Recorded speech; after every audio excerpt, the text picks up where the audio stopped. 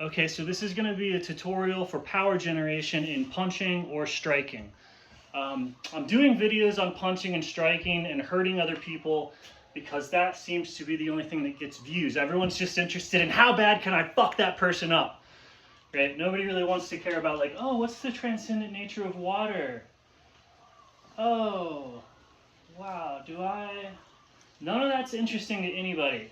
So we're just going to do how do you generate fucking power? Fucking fucking face crunching, soul destroying power, right? So you're fundamentally taking this, right, and you're putting it into their space. So feel what their body feels like, and that's what you're hitting with your knuckles, and so you're going to try and disrupt that. So you want to let go of looking at their physical body, and you want to see like how is it that they feel, right? How is it that their being is like resting there? Take that in, and so you'll see, like, kind of stop looking at them and just go into your peripherals, and you'll see like where you can kind of feel the same way that you can feel in your structure, where it's like if I got hit right here, this is a big problem. I can feel like a hole or a gap in my awareness. If it went, I don't have like a coherent muscular shield as if I got hit here or here or here. I can feel that would close up. It feels full, and I feel like a gap or a void right there. So I would know that I'm not like resting or I'm not full in that area right there, and like see, are there any others that I can feel? I don't have to look at myself, right? Like when I ask you to body scan and go, where are there gaps? Like, do you look with your eyes? Like, no. So that same site that you feel yourself in, you'll feel your gaze soften, you'll go kind of into your peripherals, and the reason is because you're not looking this direction, but vision is still coming in. So when you look inward, the vision still comes in, so the vision is still there, but you're not looking at anything. Why? Because you're looking elsewhere. So then the paradoxical thing is that when your gaze is focused, you see all of your vision at the same time, so you see everything that's happening and not just whatever you're looking at within your vision. So like notice that if you start looking at something within your vision, you don't notice everything that's happening in your vision, even though everything that's happening in your vision is still there. So if you stop looking at your vision or stop looking at anything in your vision and look inward, all of the vision comes in at once, and like strangely, like all of that vision is impacting all of your, like it's almost like the looking inward causes the vision to flow into the body, and you can see everything at once and respond to everything at once, which is kind of a cool trick.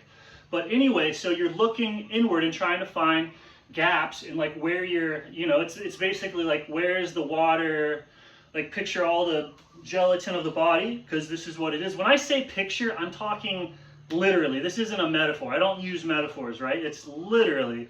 So you feel kind of the stack of the water mass of the body, and then depending on what the metabolism is doing right there, that water mass will be circulating, or it might be frothy, right? It might be kind of empty. There might be more air, more activity in some parts of the gel, and then that causes your body composition to rest differently. Like muscle rests differently than fat, rests differently than blood, rests differently than whatever. So as you look inward, you just feel and you let that stuff rest, and ultimately all of that resting accumulates into a sense of being that is just right here.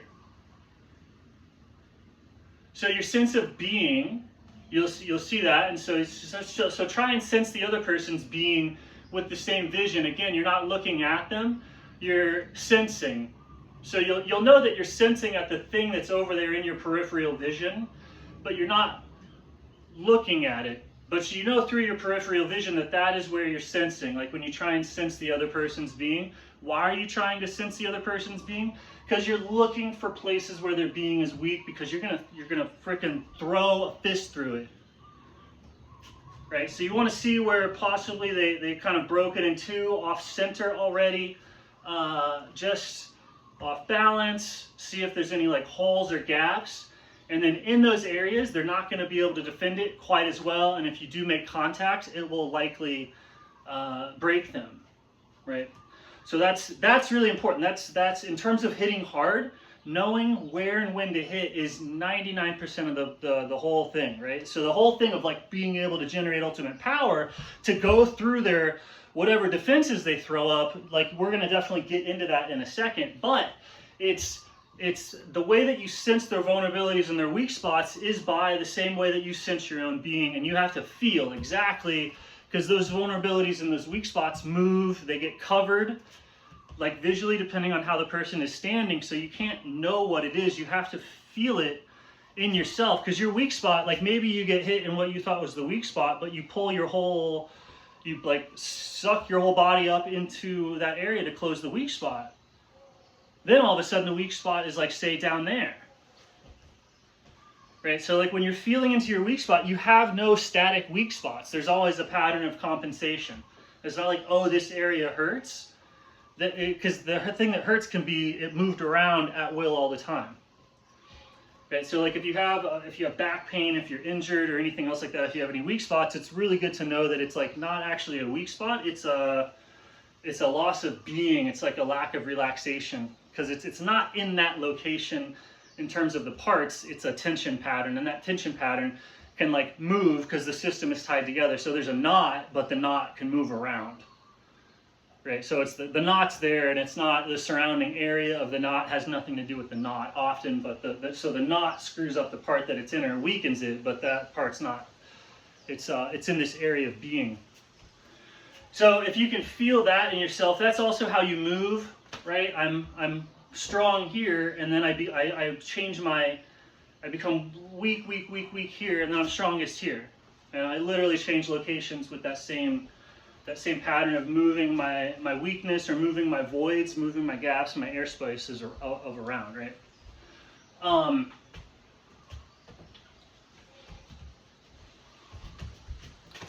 And so, yeah, moving from there is like basically primary reality, like you're in being, so you're not up in the mind, you're focused, you're turned on. This is second nature to athletes in a way. They just know how to like get there. You go tell them to warm up and they can like find it. They know how to get themselves like feeling good and being able to perform at that high level. I think everyone that does it just figures it out. I've never heard anybody really directly teach it very well yet.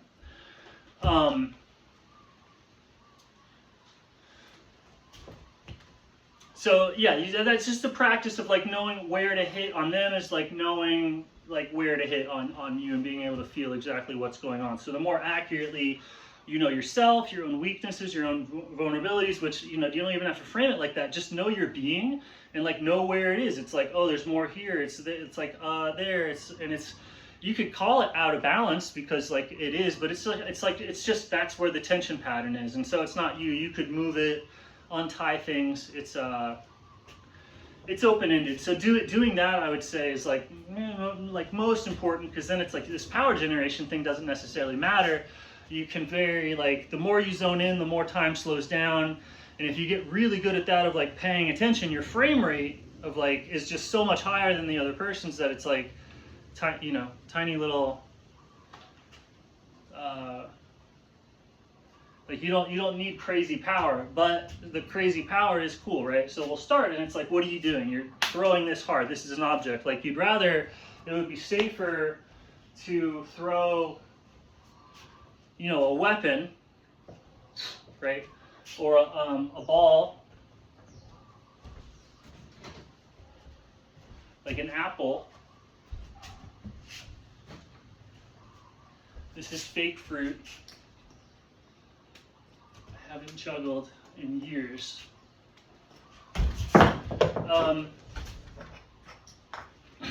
You throw that, right? And you want to get it going as hard and as fast as possible. So how do you do that? And it's like you do that with whatever parts of your body that you're identified as, right? So it's like, oh yeah, I know about my arm. You throw it really hard with your arm. You go, oh, I know about my hips. So how do I throw my hand with my hips, right? Okay, or my legs, how do I throw my legs, right? And so if you really dig into that, a lot of people will go, okay, full kinetic chain, like throw your hand with everything you got, get good mechanics. And you go, okay, sweet, I'm gonna go in and I'm gonna freaking do my chesty stuff, and I'll do my rotators, right? like whatever else, but it's okay, how am I actually using that body part? Okay, use your arms, you're not doing your hips, the coordination's not right. What's actually going on? And if you look, you're in being, and so you're throwing all of the water, all of the consciousness, all of the metabolism, and all of the fluidic mass and the consciousness is like entangled, like all of fluid is entangled, and it's electromagnetically tied together too, so it's like plasma, so it's entangled. Like I can just be doing my finger here, and all of the whole pool starts to do like a whirlpool thing, even though I'm not touching any of it. And it's actually like if I stop, it's just a medium that I'm swimming in, right? So if I'm not moving, or I'm not moving in a coordinated or correct, like a pattern at the correct frequency, as I move through the medium of my mind, tra-la-la, I encounter kind of resistance, and that resistance is like a current I feel flowing into me, which you could understand that as awareness of like, I'm aware of that because there's a current between us, and I feel it. So as you walk through your awareness, or as you move through the awareness, if you do it in a repetitive way, things can start happening like stirring a pool. And so even though you're only doing a movement right here, all of a sudden, whoa, the whole thing is moving, right? So what was a medium that you were existing in is suddenly a object that you're creating through motion. So the whole thing moves, right? Or the same thing if you're in a medium of consciousness and you start moving in a rhythmic pattern, and all of the waves or all of everything around you starts going up and down with you. And again, you've gone from being in a medium to being an event in a larger medium, right? The degree to which you are going along with the whirlpool, or participating in the wave pattern that you may very well have caused, is the transition of becoming an event in a larger medium, right? So you want to be able to use these events that are happening in the larger medium to align with, you want to connect your body to it. So if there's any sort of swirling thing happening, you'd want to connect your body to it and be surfing it. And as that surf is coming, feel and then crash. Sorry, I went out of camera. So it's coming, and then ultimately all of the area around you should be, when somebody goes, oh yeah, use your body, it's like, no, use the entirety of existence, right? To get everything to start rotating. And then that rotation of all being, of the whole circumstance, is the thing pushing your body. That's what you want to do to develop tremendous power. So the way that you practice that is like, with just even a little bit of psychic ability, you can usually control the energetic space, at least as far as you can reach, right? That's like what you can very easily start to work out with in terms of Qigong stuff. So it's like this space that you exist in, that you can reach without changing your grounding point. That's the area of space that you can very easily start to rotate that space. And rotating that space generates what you would perceive of as motivational inertia, the correct movement, the surfing thing behind you. So you can choose to, with your own mind, move the field around you and feel that field move and practice aligning with that field. Instead of needing a specific event of being scared, like some sort of crazy desire, meaning to get you to like push into the situation and really crave or look for what is right, which is aligning with what reality is doing, like in that game, in that sport, in that art. You can usually just reach out at least this far and kind of generate your own currents, your own desires, your own motivations. Is just practice and experience and feel the interplay and the interface between mind and body. The body, which is like right here but going infinitely deep, and the mind, which is like right here but going infinitely far out. The boundary is right there to be played with in movement. And so when you punch, you kind of want to get that going as fast as possible, because hopefully when the fight's going, there's some sort of energetic pattern or like kerfluffle, maybe the person coming in, that will drive you back and give you that correct energy pattern to just boom, right? But short of a person there, short of an event being there, you want to practice this not by just doing these reps where the desire to hit comes from in you. So you're like training your legs and training your arms and training your body coordination. It's like, oh, that stuff's cool. It's like, great, do it. But you want to start throwing the energy in front of you, and thus the energy around you. It all has to move. It all has to balance each other. So you're throwing that and trying to just move all of it, and not just the body, and move all of it so that it's like actually pushing on the body. So you're like you can practice pushing on the body very hard with this, with your consciousness, with your fluidic weight, which is back here too. So you can push it. You can practice pushing on your body very hard. And that's not what you're going to be doing in a fight, but it is cool to push on yourself because you start to feel like, where is my movement coming from? And you realize it's a current that you're riding on that's outside of you. And that you have participation in this grand mind outside of you, and you push on yourself to do anything.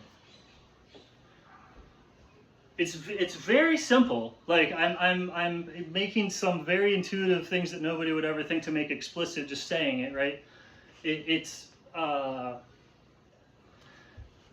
that. So like when you're doing Tai Chi or Qigong, it's like, yeah, you're moving like that much, or you've gotten into a situation to where you're like here, and you know like a natural pattern is going to be sweeping by.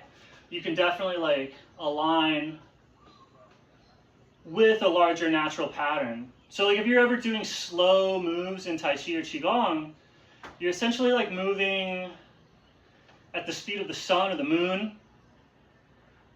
Like for the really big patterns of like where you're working on the deep aspects of their being, you're not still, right? Like meditation and stillness and all this other stuff is not still.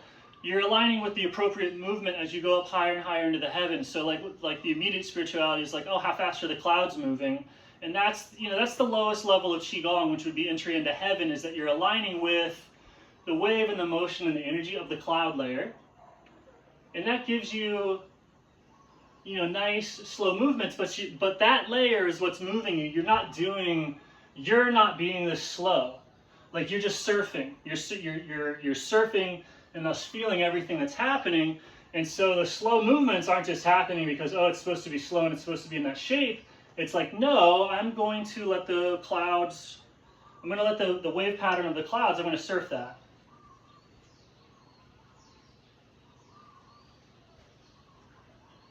And then deeper and deeper forms of meditation are going to be towards celestial objects that move very slowly. So the breath will start to be moved by, like, say, the stars as they go by. Or even the body moves as the stars go by, but that's almost no movement. So over like an hour, you would barely go anywhere. But you're not staying still just for the sake of staying still. You're staying still, and like these waves and currents are happening. So you're surfing. You're in a current. You're going to move. You're going to be aligned with that. So it's like you would consciously align with that, and then, like if you're in a fight and you're so used to aligning with those currents are cosmically aligned, coming together in this fight, into this conflict you've decided to enter into, because you always decide to. These conflicts are like two people spiraling together to become one. You know to stay away. You can stay outside of the whirlpool, but if you step in because you're interested, it's going to come down. And so these currents, as they come together, it's important to feel them, to know what's happening, and then to like allow yourself to surf and in surfing it, those currents, that fate, you basically run fate into the body that like you've already kind of analyzed for weaknesses, right?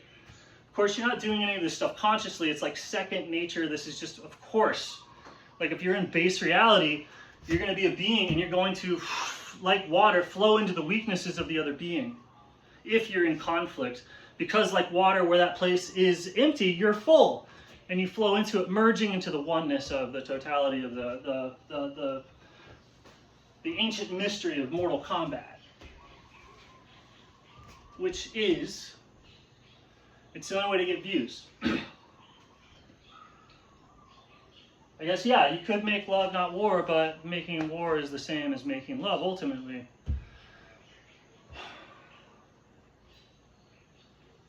That's why they call it a martial art.